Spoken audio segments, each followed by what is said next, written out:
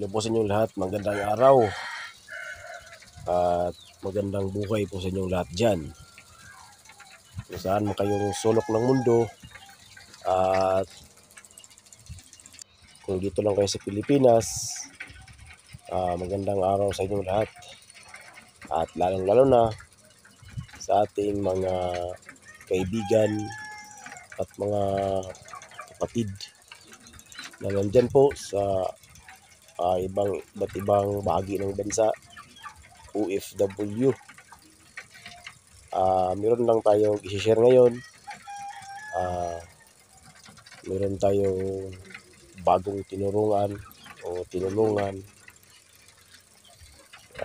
Taga Ilocos po sila. Pero hindi ko lang mapakita yung kanilang mga mukha para magiging confidential na rin. At ito, pakinggan lang muna natin kung ano ang mga reaksyon nila dito sa ating timpla ng ating lechon manok, guys. Kaya ito, makinig muna tayo. Sandali lang naman. Hi guys! So, isa kami sa mga natulungan ni Mr. Du. Ang masasabi namin sa recipe niya is, yung mga ingredients is easy access. Tapos, yung lechon manok itself is tasty. Pang negosyo talaga yung kanyang lasa.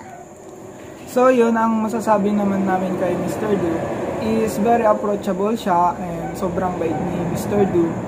And tututukan kanya talaga sa step by step na gagawin simula sa mixture hanggang sa pagluto ng manok.